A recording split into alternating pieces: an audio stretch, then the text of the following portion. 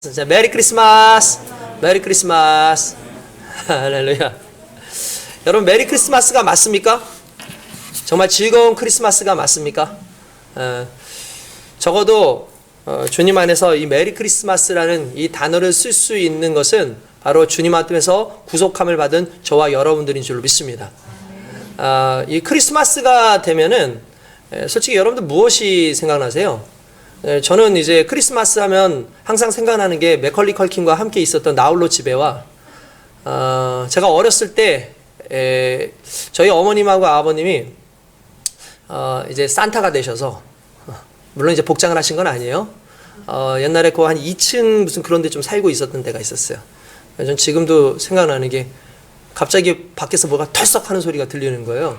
그래서 근데 아버지 어머님이 그날따라 유독 설레발을 하시면서 뭔가 막 하면서 야 산타가 뭐 가져왔나 보다 빨리 내려가 보라고 그래서 제 마음에 기대감이 있어가지고 계단을 내려다 굴러버렸어요. 거기서 굴러가지고 엉엉 울면서도 그 뭔가 이렇게 떨어져 있는 걸 보니까 가가지고 선물 주머니 하나 딱 주워가지고 오는데 제 기억 속에는 선물은 뭔지 생각 안 나는데 제가 계단에 굴러서 아팠다라는 사실은 아직까지도 기억이 나요. 그러니까 이제 크리스마스에 제 기억에 몇 가지 안 남는 그 기억 중에 하나인 것 같습니다. 크리스마스가 되면 여러분들도 나름대로의 어떤 이미지나 기억들이 좀 이렇게 있으실 거예요. 그런데 적어도 크리스마스가 되면 감사가 생각나야 되고, 크리스마스가 되면 내가 구원받았다는 사실이 기억나야 되고, 크리스마스가 되면 하나님께서 우리에게 어떠한 열심을 가지고 일을 행하셨나를 좀 내 마음 가운데 내 삶 가운데 좀 각인시켜서 좀 살 수 있기를 원합니다. 그게 은혜고 그게 복입니다. 할렐루야. 솔직히 이 크리스마스 이 시기에는 정말 메리 크리스마스 그러지만 정말 이 메리 크리스마스가 우리에게 정말 맞는 건가라는 걸 좀 생각해 볼 필요가 있습니다. 예수를 증거하는 수많은 사람들이 복음을 증거할 때 사람들이 나 예수 안 믿는다고 그렇게 얘기합니다. 그럼 왜 예수를 안 믿냐 그랬더니 내가 아는 어떤 사람이 크리스찬인데 그 사람 너무 삶을 엉터리로 사는데 나 그런 사람이 말하는 예수는 나 정말 가짜라고 생각한다고 믿지 않는다고 그렇게 얘기하시는 분들이 있어요. 당장에 당신을 보라고 당신 그렇게 삶을 사는데 당신 예수 믿는 사람 맞냐고 나는 당신같이 예수를 믿는다면 난 예수를 안 믿겠다고 그렇게 얘기하시는 분들이 있습니다.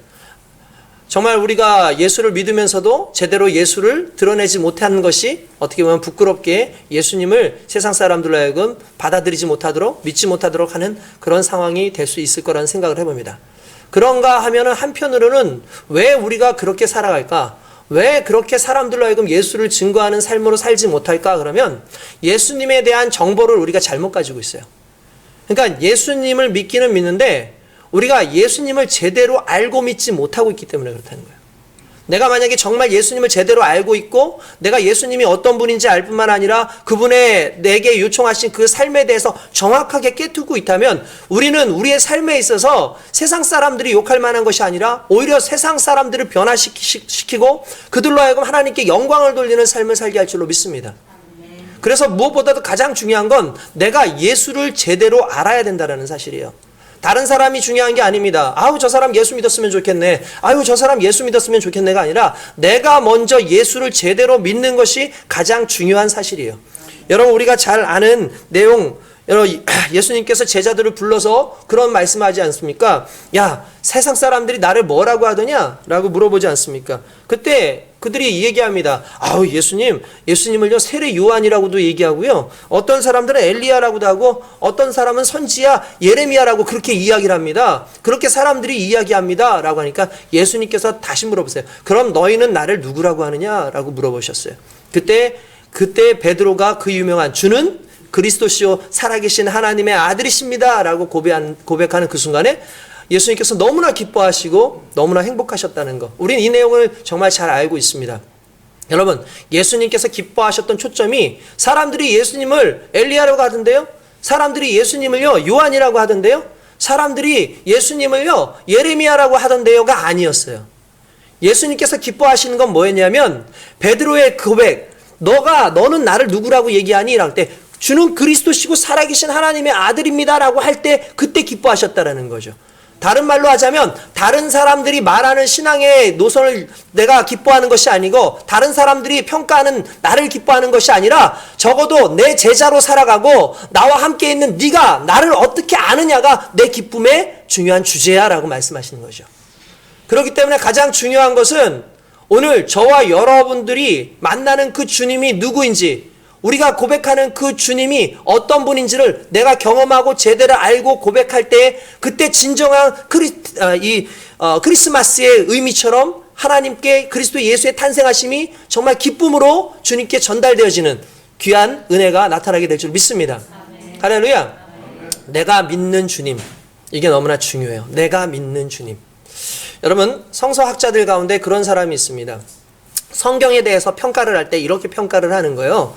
성경이 도대체 뭐냐? 그러면 많은 사람들은 성경은 하나님의 말씀입니다. 성경은 하나님의 말씀입니다. 라고 이야기를 합니다. 맞습니다. 하나님의 말씀입니다. 그런데 이분은 뭐라고 하냐면 성경은 하나님의 말씀이 되었다라고 얘기했어요. 하나님의 성경은 하나님의 말씀이 되었다라는 말을 썼어요. 솔직히 이 말은 상당히 신학적으로 논쟁이 되는 말이라고 할 수 있습니다. 왜냐하면 하나님의 말씀은 솔직히 그 사람이 뭐 믿든 안 믿든 중요한 건 하나님의 말씀은 하나님의 말씀이잖아요. 그렇지 않습니까? 천국 있어 없어 라고 할 때 사람들은 믿든 안 믿든 천국은 존재하잖아요. 하나님 있어 없어 라고 할 때 하나님이 계시다 안 계시다 그거와 상관없이 하나님은 계시잖아요. 그러니까 성경은 늘 하나님의 말씀인 건 맞아요. 그죠? 그런데 이 사람이 하나님의 말씀이 되었다라는 말을 왜 했을까를 좀 생각해 보니 이런 내용입니다. 중요한 건 성경은 믿지 않을 때에는 그냥 이야기책에 불과해요. 성경은 믿지 않을 때에는 그것은 그냥 사람들이 보기에는 그냥 신화 같고 그냥 지어낸 이야기처럼 느껴집니다. 그런데 어느 순간에 성경에 나와 있는 그 인물 중에 특별히 그리스도 예수를 내가 경험하고 그분이 나의 구세주인 걸 알게 되는 그 순간에 성경은 진짜 하나님의 말씀으로 내 앞에 등장을 해요.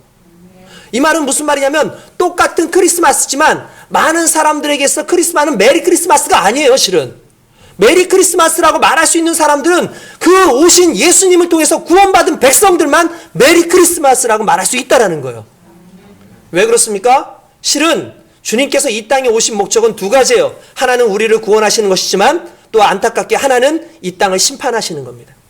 그러니까 하나님이 오신 것을 기뻐하는 사람들은 어떤 사람인 거예요? 심판 가운데 거하는 자가 아니라 주님이 우리를 구원하신다는 그 사실 앞에서 기쁨으로 정말 받을 수 있는 사람이야말로 정말 크리스마스를 기쁨으로 누릴 수 있다는 거죠. 그러나 여러분, 세상 사람들은 주님이 누군지 몰라요. 그냥 좋은 그런 휴일 하나가 생겼기 때문에 이 휴일에 우리가 즐기면서 놀자, 즐겁게 살자 그러면서 사람들 뭣도 모르고 지나갈 때 사람들끼리 서로 그러면 메리 크리스마스 메리 크리스마스 외칩니다. 근데 그들은 진짜 메리 크리스마스의 의미를 몰라요. 정말 두려운 말 아닙니까? 자기를 죽이겠다고 하는 그분을 환영합니다 하고 하는 거하고 똑같은 상황인 거예요. 이 사람들에게는. 그들을 지옥으로 보낼 수밖에 없는 그러한 형벌의 심판자가 되시는 분이 오셨는데 그분을 보고 환영합니다 라고 말하는 것과 똑같은 거예요. 근데 우리는 다르죠. 우리는 예수 그리스도를 메리 크리스마스 할 수 있는 이유는 그분을 통해서 나는 구원을 받았고 그분을 통해서 우리는 심판 가운데 있는 존재가 아니라 하나님과 함께 심판자로 그렇게 서서 하나님의 영광의 천국을 소유함을 얻기 때문에 그리스도 예수 안에서 살아가는 우리에게 있어서 메리 크리스마스라는 것은 정말 기쁜 일이고 진정 우리 속에서부터 나오는 감사의 표현이라고 저는 믿습니다. 그렇기 때문에 저와 여러분들이 오늘 메리 크리스마스라고 할 수 있는 이유는 그 자격을 획득했기 때문이고 그 자격의 중심은 결국 그리스도 예수를 통해서 받은 은혜라는 겁니다. 오늘 저와 여러분들이 그 은혜 가운데 살고 있음을 믿으시길 바라고 더 깊이 주님을 알기 원하고요. 혹시 아직도 예수님을 믿지만 성경을 읽지만 성경이 성경으로 하나님의 말씀으로 예수님이 나의 구원자가 아니라 그냥 내가 그냥 예배드리고만 마는 그냥 그런 분으로 혹시 아직까지도 기억되는 분이 있거나 그렇게 여겨지는 분들이 있습니까? 그렇다면 오늘 이 순간 주님이 살아계신 하나님으로 저와 여러분들에게 구주로 고백되어질 수 있길 주님의 이름으로 축원드립니다. 그게 너무나 중요한 거예요. 다들 메리 크리스마스 다 붕붕 떠있는 그 상황에서 저들은 뭔 알기나 하고 메리 크리스마스라고 하는 걸까? 아무것도 모르고 사람들이 메리 크리스마스 하니까 그냥 입으로 메리 크리스마스만 하는 거죠. 그러나 오늘 저와 여러분들 그 고백 속엔 다른 의미가 들어있는 것 아니겠습니까? 예수님이 누구십니까? 그런데 더 중요한 건 예수님이 내게 누구십니까가 더 중요한 단어라는 거예요. 오늘 저는 저와 여러분들에게 과연 주님은 어떤 분인가를 좀 깨닫는 귀한 시간 될 수 있기를 원합니다. 할렐루야. 작년에도 제가 그런 이야기를 드렸던 것 같습니다. 어떤 분이 이 스승에게 편지를 썼어요. 미국에 간 어떤 목사님이 얘기를 해주시는 거예요. 미국에 간 제자가 편지를 써가지고 페이스북에다가 이렇게 편지를 이렇게 썼더라는 거예요. 내용이 뭐냐면 지금 미국에서 메리 크리스마스를 단어로 인사하는 사람이 거의 없습니다라고 얘기를 한다는 거예요. 그래서 어떻게 된 건가 봤더니 미국이라는 나라가 종교의 자유가 있지 않냐. 종교의 자유가 있는데 왜 우리가 크리스마스라는 게 뭡니까? 그리스도께 드리는 예배란 뜻이에요. 왜 우리는 그리스도한테 예배를 드리지도 않는데, 우리는 그리스도를 믿지도 않는데 왜 메리 크리스마스라고 인사를 해야 되느냐? 그래서 메리 크리스마스라는 말을 사용하는 것만으로도 이것은 종교적인 어떤 그 차별의 어떤 요소다라고 그렇게 얘기를 하면서 그들이 뭐라고 부르냐면은 해피 홀리데이라고 얘기해요. 해피 홀리데이. 해피 홀리데이. 무슨 말입니까? 그냥 행복한 휴일이야. 그렇게 얘기를 하는 거예요. 행복한 휴일이야 라고 얘기를 한다는 거예요. 여러분 그 우리나라에서 지금 여러분 그 시청에 옛날에는요 그 이렇게 이 성탄 때가 되면은 큰 크리스마스 트리가 세워집니다. 그리고 맨 꼭대기에 십자가가 이렇게 서 있었어요. 근데 지금 십자가를 세우지 못해요. 왜 그런지 아십니까? 온갖 사람들이 다 그걸 가지고 이 나라가 기독교 국가냐? 이 나라가 무슨 예수 믿는 사람들만 있는 곳이냐? 그 사람들 왜 눈치 보느냐? 그러면서 그걸 못하게 해요. 그러니까 어느 순간에 이제 정말 이 예수 그리스도를 기념하고 예수 그리스도를 찬양하는 메리 크리스마스라는 단어가 우리나라에서도 점점 사라질지 모른다라는 그런 두려움이 생깁니다. 예수 그리스도, 나의 구원자, 나의 생명. 과거에 우리의 선조들은 예수 그리스도 그 이름을 한번 내세우면서 그 이름을 절대로 거절하지 못해서 자기의 생명을 드리면서 순교당하면서까지 부른 이름이 예수 그리스도였어요. 우리가 자주 얘기하지 않습니까? 마음으로 믿어 의에 이르고 입으로 시인하여 구원을 얻느니라. 할렐루야. 근데 우리는 아무런 생각 없이 그걸 이야기하죠. 그래서 가끔씩 사람들 불러다 놓고 전도할 때 그렇게 얘기하시는 분도 있어요. 마음으로 믿으면 구원을 얻고 입으로 시인하면은 이제 구원을 받는다고 하니까 오늘 기도할 때 따라하라고 그렇게 얘기하면서 입으로 예수 그리스도를 영접하게 하고 입으로 얘기하게 해요. 그러니까 입으로 얘기하게 하는 거예요. 그러면 이제 구원을 받는다고. 근데 여러분 물론 틀린 말은 아닌데 그건 일부적인 거예요. 왜 제가 이 얘기를 하냐면 마음으로 믿는 건 예수 그리스도 마음으로 믿어서 의에 이르는 건 맞아요. 하나님과 관계가 형성이 됐으니까. 그런데 입으로 시인한다라는 말은 그냥 단순하게 내가 주는 그리스도십니다라고 그냥 시인하는 게 아니라 어떤 자리에서 시인하는 거냐면 내 목에 칼이 들어왔을 때, 내 목에 지금 너 더 이상 예수를 그리스도라고 하면은 그냥 안 둘 거야 라고 하는 그 순간에 그럼에도 불구하고 주는 그리스도시요 살아계신 하나님의 아들이시며 내 구세주입니다라고 말할 수 있는 자가 구원을 얻는다는 거예요. 무슨 말입니까? 절대 배반하지 않는 거. 절대 그리스도 예수 외에 다른 구원의 주가 있을 수 없다라는 걸 믿고 그 생명의 위기 가운데서 내가 고백하는 것을 의미하는 거예요. 근데 오늘날 예수의 이름 말하기도 편하지 않습니다.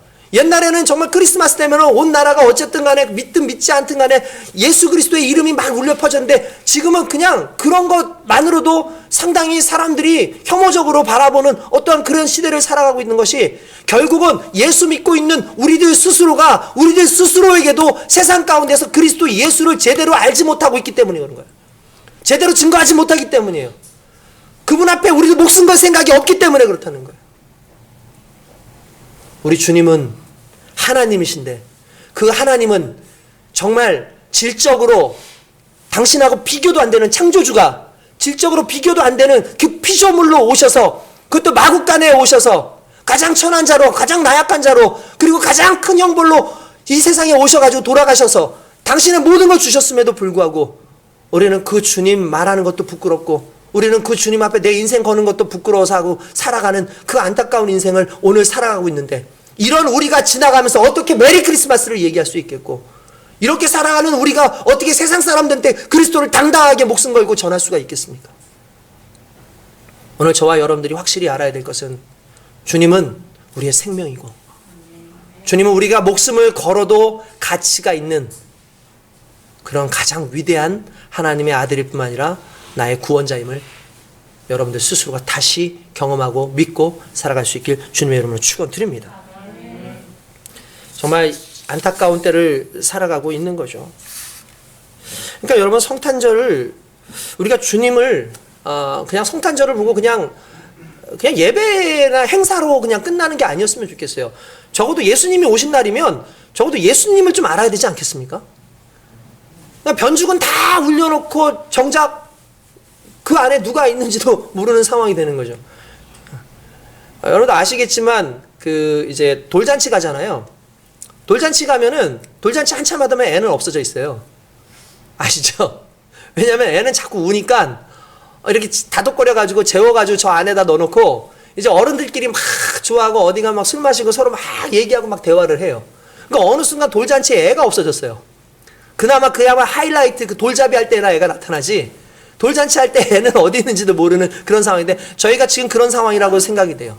예수 그리스도가 우리의 주인이시고 그분한테 집중을 해가지고 예배드리고 그분을 위해서 그분의 그 은혜를 감사함으로 예배드려서 하루를, 아니 우리가 1년 365일을 그분을 항상 마음 가운데 두고 살아야 되는데, 지금은 크리스마스 예배 자체도 그냥 이벤트성 예배로 그냥 끝나버리는 것이 너무나 가슴 아프고 너무나 속상합니다. 그러나 적어도 그 예수님이 어떤 분인지를 다시 우리가 깨닫게 되고, 그분이 어떤 분인지를 좀 우리의 머리나 우리의 가슴으로 새길 수만 있다면 분명히 오늘 하나님께서 주신 이 크리스마스의 이 기쁨은 우리에게 배가 될 줄로 믿습니다. 무엇보다도 구약에서 나오는 예수님에 대한 미리 예언된 내용 속에서 예수님은 어떤 분이냐면 빛으로 오신 분입니다. 따라합시다. 예수님은 빛이다. 할렐루야. 그렇습니다. 예수님은 빛입니다. 빛은요, 여러분들 아시겠지만 엄청난 에너지죠. 빛이 있으면 어둠은 사라지게 돼 있어요. 전에도 말씀했지만 빛과 어두움을 우리가 이야기할 때 어두움의 힘, 어두움의 힘, 어두움의 힘, 어두움의 세력, 그런데 아니에요. 어두움은 힘이 아니에요. 세력이 아니에요. 빛이 없어지면 그냥 어두움이 생기는 거예요. 그런데 빛은 힘이에요. 그래서 빛은 엄청난 에너지를 가지고 있어요. 그러니까 빛이 사라지면 그냥 어두움이 되는 거예요. 뭐 어두움이 잘나가지고 빛을 이겨가지고 되는 게 아니라 그냥 빛이 사라지면 어두움이 생기는 거예요. 근데 빛에는 힘이 있고 거기는 에너지가 있어요. 우리 주님은 이 땅에 에너지로 오셨어요. 주님은 이 땅에 힘으로 오셨어요. 주님은 이 땅에 빛으로 오셨다는 거죠. 그래서 빛이 오고 나니까 그 안에 생명이 나타나고, 빛이 오고 나니까 그 안에 사람들에게 희망과 소망이 나타나고 있는 줄로 믿습니다. 여러분, 흑암이 있던 땅이었던 스불론이라는 땅, 납달리라는 땅이 오늘 성경에 등장을 합니다. 1절부터 2절 보면 이렇게 나와요. 전에 고통받던 자들에게는 흑암이 없으리로다. 옛적에는 여호와께서 스불론 땅과 납달리 땅이 멸시를 당하게 하셨더니 이후에는 해변길과 요단 저쪽의 이방의 갈릴리를 영화롭게 하셨노라. 흑암에 행하던 백성이 큰 빛을 보고 사망의 그늘진 땅에 거주하던 자에게 빛이 비추도다 라고 말하고 있습니다. 여기서 스불론과 납달리가 뭐냐면, 여러분들 아시겠지만 지파 중에 두 이름 아닙니까? 그래서 12지파 중에 두 이름인데, 이 사람들이 어디에 거하고 있었냐면 갈릴리 바다를 기준으로 해가지고 가장 위쪽 북방에 있었어요. 그러니까 이스라엘의 맨 위에 경계에서 살고 있던 사람입니다. 그러니까 이 사람들은 어떤 삶이냐면, 솔직히 북쪽 땅에 살고 있던 사람이다 보니까 이 땅과 땅의 경계 사이에 있다 보니까 항상 바벨론과 아수르가 공격을 해오면 제일 먼저 두드려 맞는 곳이 여기였어요. 다른 나라들이 이스라엘을 공격할 때 가장 최전방에서 두드려 맞는 곳이 바로 스불론과 우리가 잘 아는 그 납달리라고 하는 곳이었습니다. 그러니까 얼마나 이곳에 고통이 많았겠습니까? 거기에 있는 사람들은 항상 늘 전쟁 때 나가서 징집당해야 되고, 뭔가 농사를 지어도 그걸 다 이제 빼앗기기도 하고 이제 군수무jal로 써야 되니까 가장 가난하고 가장 천대받던 지역이 바로 스불론과 납달리 지역인데, 우리가 잘 알고 있는 갈릴리가 바로 그런 것이었어요. 근데 놀랍게도 예수님께서 오셔서 사역을 어디서 하죠? 예수님의 사역의 대부분은 갈릴리 땅에서 하셨어요. 그건 예언을 이루시는 겁니다. 이렇게 고통받고 힘들어하고 괴로워하던 그들에게 예수님 오셔서 제일 먼저 그리스도의 복음을 증거하고 힘들고 어려운 그 사람들을 끌어안으시고 그들에게 소망이 되어주셨다는 사실이에요. 오늘날 그렇습니다. 우리 인생도 여러분들 마찬가지입니다. 하나님께서 오늘 우리에게 오셔서 늘 정말 힘든 삶 가운데 살고 있었던 우리 민족, 오늘도 오면서 우리 권사님하고 과거에 그 살았던 그 이야기들을 막 했어요. 정말 먹을 게 없어서 보리죽을 가지고 그거를 죽을 만드는데, 그것도 보리도 그냥 생보리가 아니라 그 보리 겉죽하고 이런 걸 그냥 다 갈아가지고 만든 그 죽을 먹었는데, 그 죽을 먹기 너무 싫어가지고 그냥 이렇게 막 발 한 번 좀 그랬다고, 속상한 아버지가 그냥 너무 속상하긴 하지만 그래도 그 모습을 보면서 그냥 뺨을 한 대 때렸다고. 근데 그게 당신은 아직도 기억이 난다고. 근데 그 당시에 그렇게 배고픈 시절이 있었고 정말 힘든 그 시절이 있었다고 이야기를 하는 그 이야기를 들으면서, 맞아, 우리도 그런 시절이 있었지. 근데 어느 날 그리스도 예수를 우리 민족이 믿기 시작했어요. 우리 민족이 그리스도 예수의 은혜를 경험하기 시작했어요. 하나님 앞에서 복을 받기 시작했어요. 놀랍게도 하나님께서 먼저 정말 이 세상에서 가장 가난한 나라가 우리나라였거든요. 여러분 아십니까? 우리나라가요, 진짜 6.25 때까지만 해도 세상에서 가장 가난한 나라가 우리나라였어요.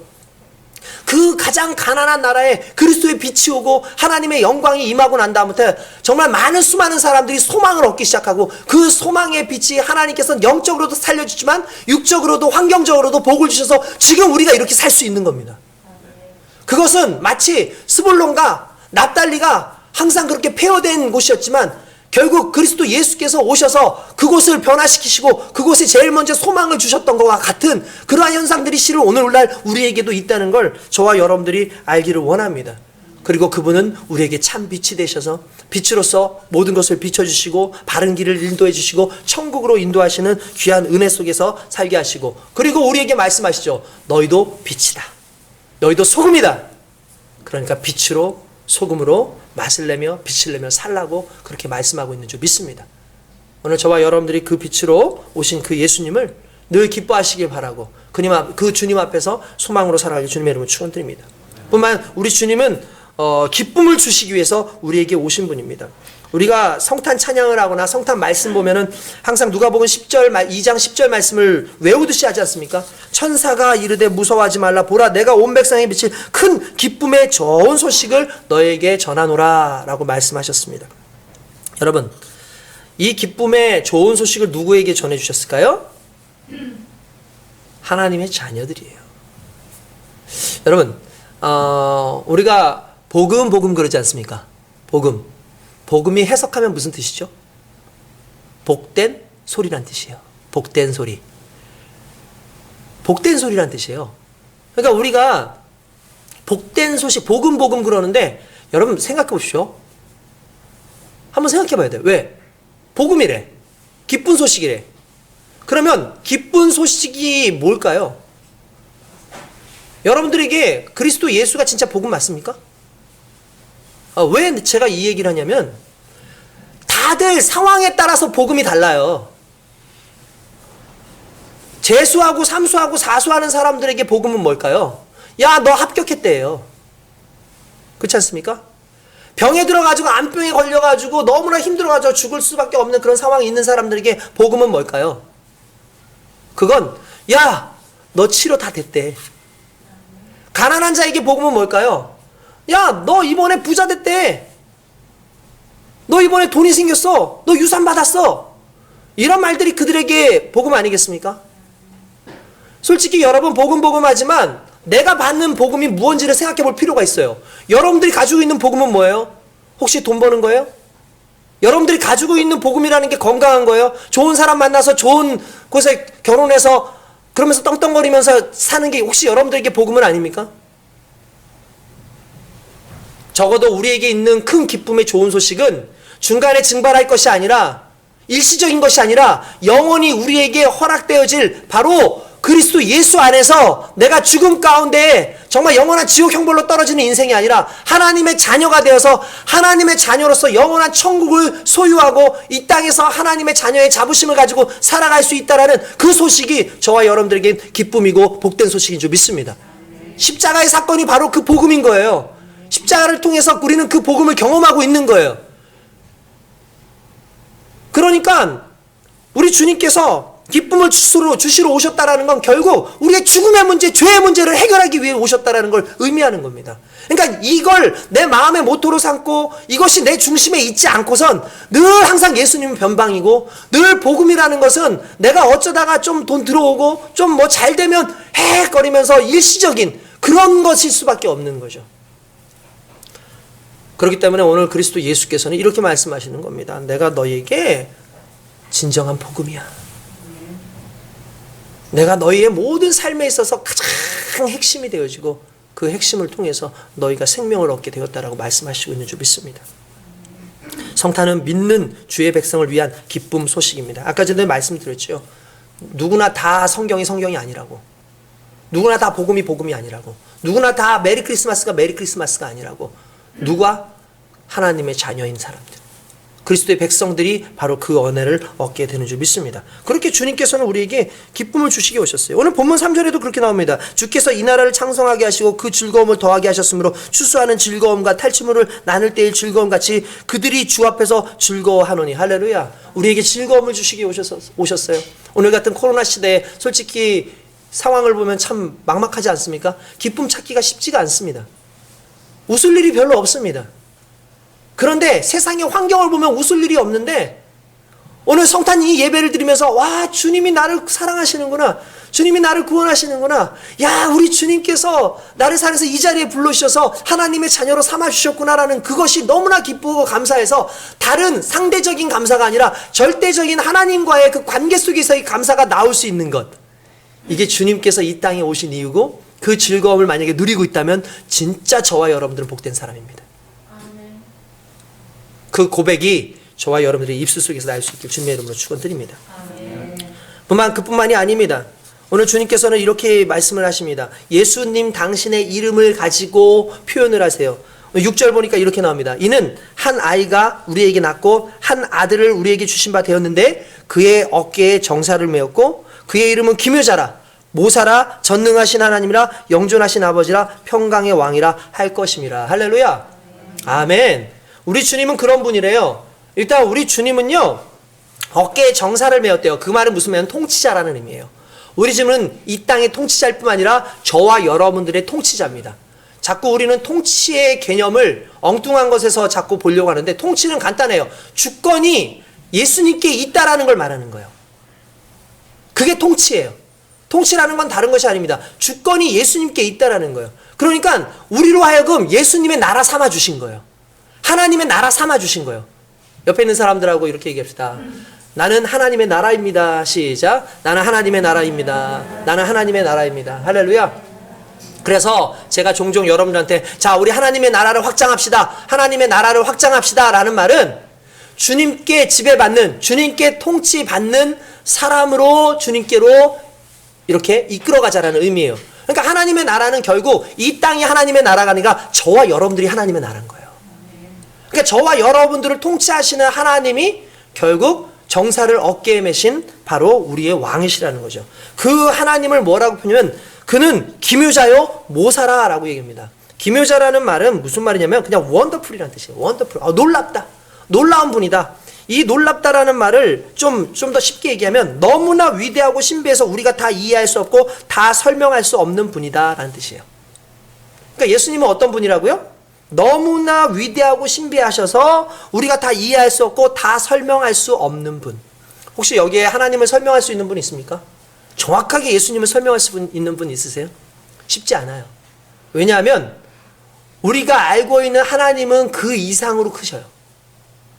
그러니까 우리가 알고 있는 것은 솔직히 성경을 통해서만 우리 주님을 알잖아요. 그러니까 그 이상의 주님을 경험하지 못했기 때문에 우리는 그냥 간단하게 이 성경을 중심으로 해서 성경 속에서 보이는 주님만 그냥 믿으면 돼요. 우리를 구원하시는 주님만 그냥 믿으면 되는 거죠. 그런데 우리는 그렇게 믿긴 하지만 그렇다고 해서 예수님은 그냥 그 범위 안에만 머무시는 분은 아닌 거예요. 너무나 커서 너무나 위대해서 우리가 다 알 수 없는 하나님이라는 거죠. 그러니까 이제 가끔씩 그런 친구들이 있어요. 아, 나 하나님 보여달라고. 내가 하나님 이렇게 알게 해달라고. 그렇게 얘기를 해요. 인간은 하나님 보여줘도 못 봐요. 볼 수 있을 만큼의 능력이 안 돼요. 내가 하나님을 알아야지. 하나님을 알 수 있는 지혜가 안 돼요. 우리의 뇌의 구조나 뇌의 모든 기능을 다 합해도 우리 하나님을 다 담을 수가 없는 그런 분이에요. 그런 하나님이라는 거예요. 그렇기 때문에 우리를 사랑하시는 거예요. 왜 제가 이 얘기하는 줄 아십니까? 우리 하나님은 이 땅에 오자마자 거절당했다니까요. 오지 마세요. 싫어 버림받았으니. 하나님이 이 땅에 오셨는데 참비티 이 땅이었는데 그의 백성들이 하나님을 거부했어요. 어제도 그런 설교했습니다. 거절당함에 대한 분노. 사람이 제일 힘든 게 거절당함에 대한 분노예요. 살인이 왜 일어나는 줄 아시죠? 거절당함에 대한 분노예요. 많은 사람들은 이것 때문에 저것 때문에, 아니 그 속에는 거절이 있다니까요. 대학이 떨어졌다는 건 무슨 뜻이라 그랬어요? 학교에서 거부당한 거예요. 거절당한 거예요. 내가 입사하지 못했다는 건 뭐예요? 회사에서 거절당한 거예요. 내가 연인에게서부터 헤어졌다는 건 뭐예요? 그 연인으로부터 거절당했다는 거예요. 실제로 모양이 다르고 이름이 달라서 그렇지 실제로 그 안에는 거절이 들었어요. 근데 사람이 제일 아프고 사람이 가장 괴로운 게 거절당하는 아픔이거든요. 근데 우리 주님은 거절당하신 거예요. 사람은 거절당하면 분노하게 돼 있고 그걸로 인해서 정말 내가 그 이상의 심지어 살인까지도 나는 행동을 해요. 사람은 그 거절에 대한 것에 대한 공포와 두려움이 있어요. 우리가 전도 잘 안 하는 이유도 뭡니까? 내가 전도했다 그 사람한테 거절당하는 게 겁이 나서 못하는 사람들 상당히 많아요. 그러니까 거절당한다는 것 자체가 우리한테는 스트레스예요. 근데 우리 주님은 태어나시면서 거절당했어요. 여관 주인에게 거절당했고 서기관과 제사장들에게 거절당했고 헤롯 대왕은 아예 죽이려고 했고 그렇게 거절당했는데도 우리 주님이 우리를 사랑하세요. 우리 주님이 십자가에 달 돌아가세요. 우리 주님이 우리를 구원하시기 위해서 이 땅에 오셨어요. 왜 그런 줄 아세요? 원더풀이기 때문에 그래요. 원더풀. 우리가 상상할 수 있는 그 분을 넘는 사랑을 가지고 있는 분이기 때문에 그런 거예요. 그래서 기묘자인 거예요. 그리고 그분은 모사입니다. 모사는 영어로 하면 카운셀러예요. 그게 무슨 말이죠? 상담자란 뜻이에요. 늘 우리 가운데 오셔서 내 옆에서 나와 함께 하시는. 여러분 상담 받을 때 기본적으로 상담은 어떻게 합니까? 1대1로 대화하지 않나요? 왜 하나님께서 왜 모사라는 말을 쓰는 줄 아십니까? 내가 너와 함께 있어서 너의 음성을 다 들을게. 너의 작은 신음에도 내가 응답할게. 너의 아파하는 그 신음에도 내가 응답할게. 너가 지금 어떻게 해야 될지 모르는 그 상황 속에서도 내가 너와 함께 할게. 그 하나님이 모사인 거예요. 그 모사이신 하나님이 저와 여러분들과 함께 하신 줄 믿습니다. 뿐만 아니라 하나님은요 전능하신 하나님입니다. 할렐루야. 할렐루야. 엘샤다이. 전능하신 하나님. 우리 하나님의 전능하다라는 그 뜻을 다른 말로 말하면은 하지 못할 것이 없다라는 뜻이에요. 하지 못할 것이 없기 때문에 우리가 구원받는 거예요, 여러분. 여러분 이걸 알아야 돼요. 무슨 말이냐면 인간의 모든 상황이 끝날 때에 실제로 하나님의 사역이 시작됩니다. 그리고 놀랍게 그렇게 될 때에 우리가 은혜라는 말을 사용할 수 있어요. 내가 열심히 다 해가지고 무언가 이뤄내요.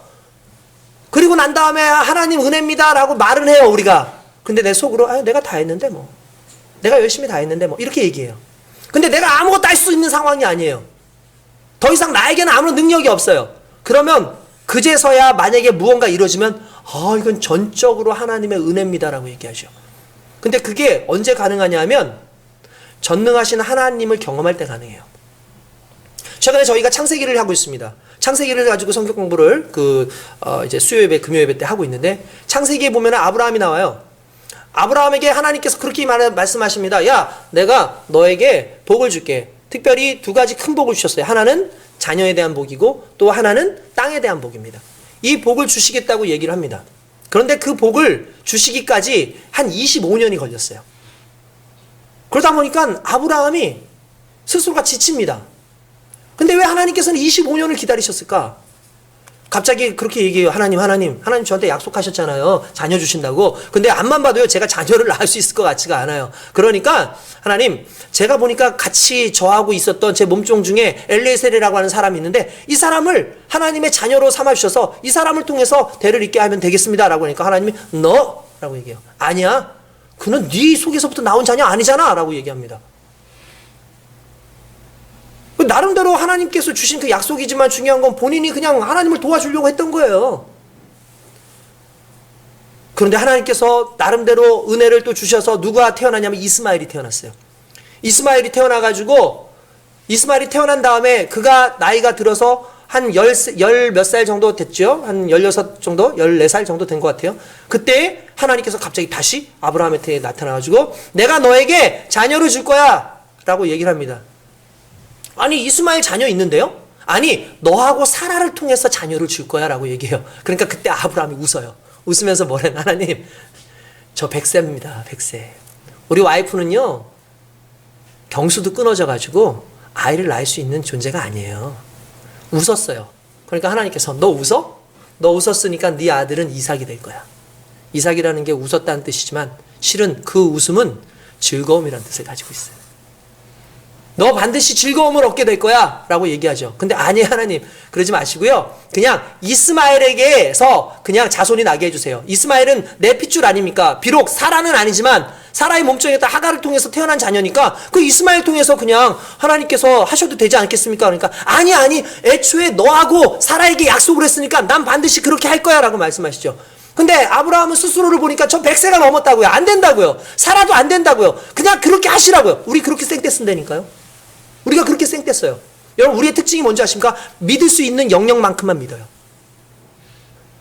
믿고 싶은 만큼만 믿고 내 상황에 있는 상황까지만 믿어요. 여러분 실제 그래 안 그래요? 그 이상의 하나님 기대했어요?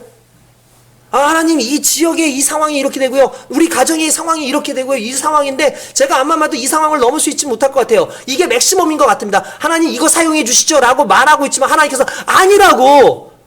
그래서 하나님께서 갑자기 뜬금없이 하나님께서 이 아브라함을 만나자마자 하신 말씀은 나는 전능한 하나님이야 라고 뜬금없이 얘기하세요.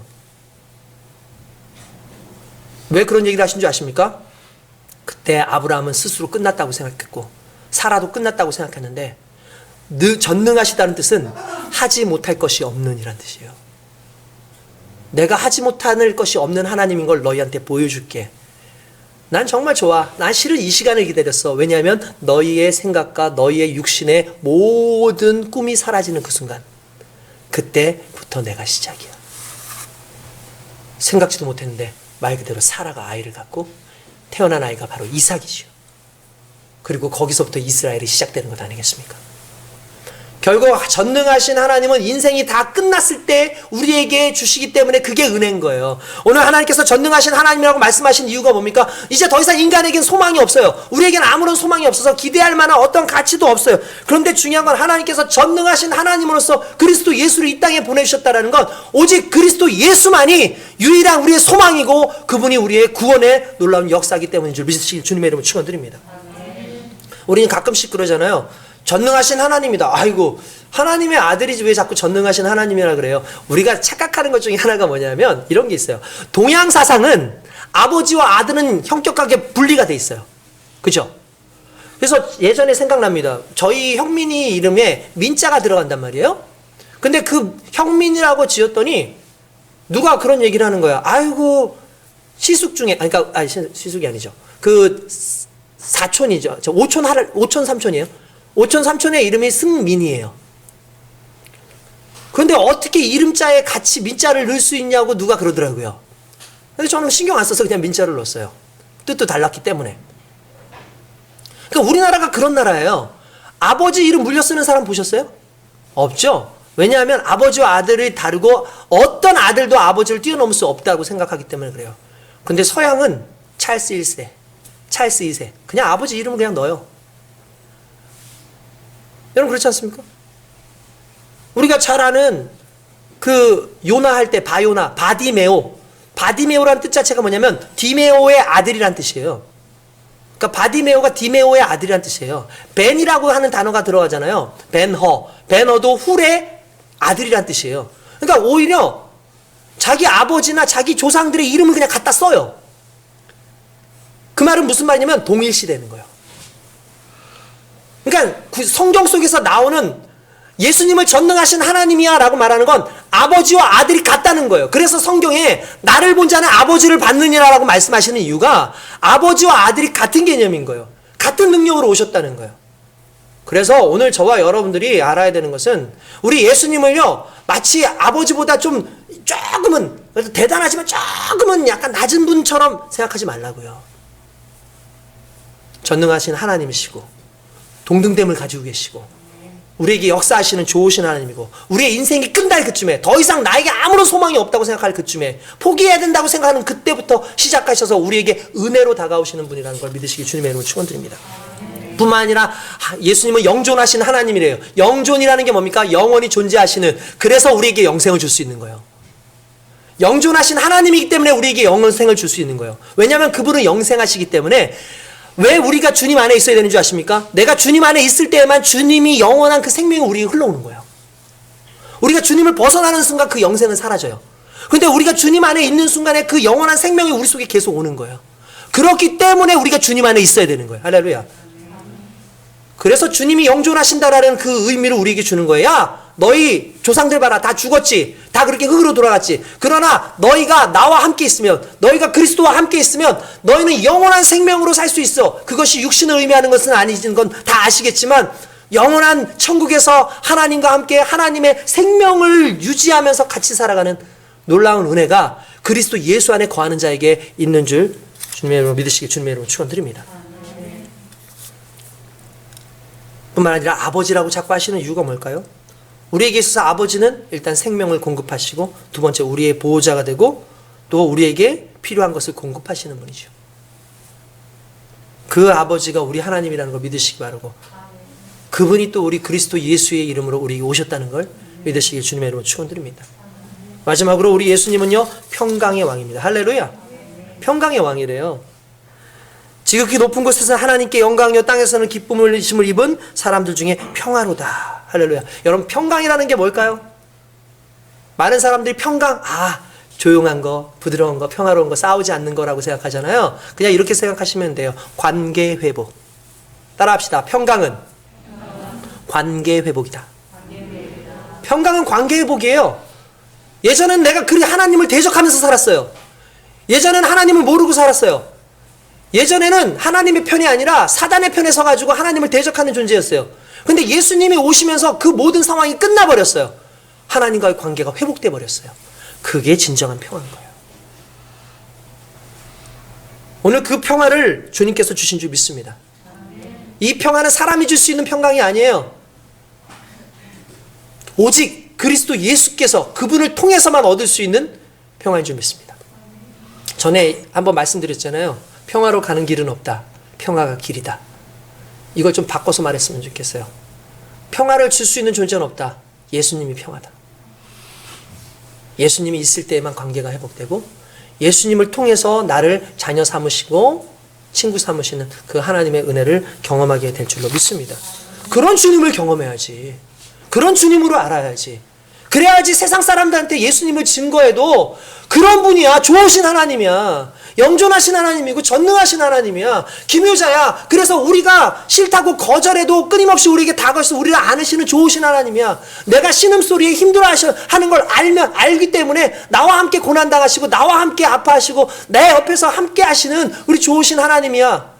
그리고 그분은 평강의 하나님이야. 샬롬의 하나님. 그 하나님이야라고 말할 수 있는 겁니다. 그냥 여러분 잘 먹고 잘 사는 거 가지고 그러니까 예수님 믿어야 돼, 그 개념이 아니라 가장 근원적인 문제를 해결하시는 하나님이라는 걸 저와 여러분들 믿어야 될 줄 믿습니다. 그 속에 담겨져 있는 의미. 오웰리가 쓴 소설 중에 크리스마스 선물이라고 있습니다. 읽어보셨습니까? 진짜 읽어보셨어요?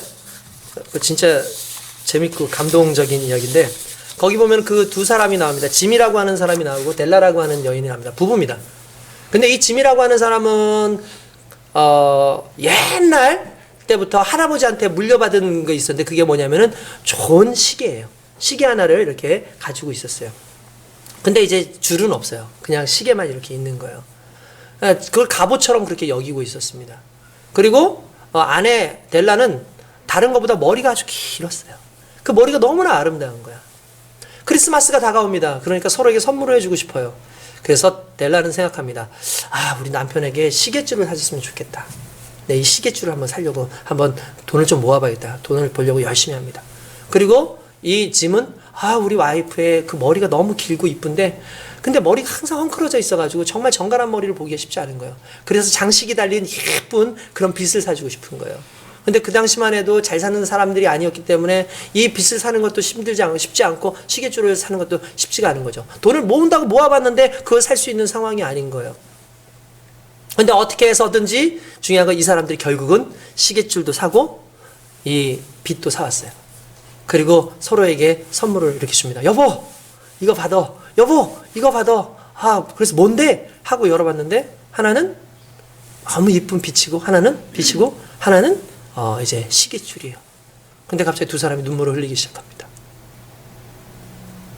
무슨 일이야? 왜 그래?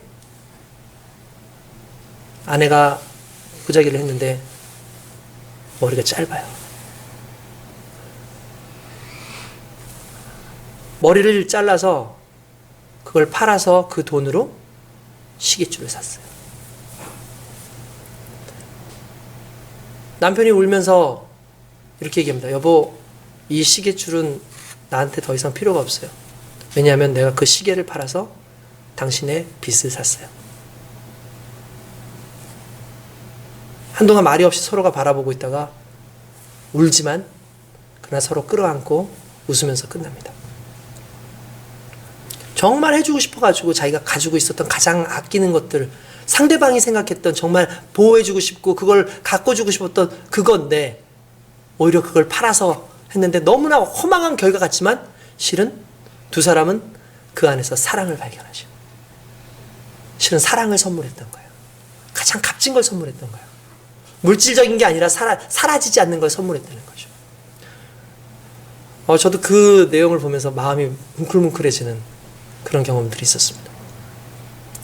오늘 우리가 현실을 바라보면서 수많은 것들을 바라보지만 정말 사라지지 않는 그 사랑을 우리 주님께서는 우리에게 허락하셨습니다. 우리가 서로를 바라보면서 그러한 가슴으로 비록 내가 정말 많은 것을 줄 수는 없고 많은 것을 행할 수는 없다 할지라도 정말 하나님 안에서 진정한 믿음의 백성들로 그 사랑의 주님을 발견하면서 살아가는 저와 여러분 되시길 주님의 이름으로 축원드립니다. 기도하겠습니다.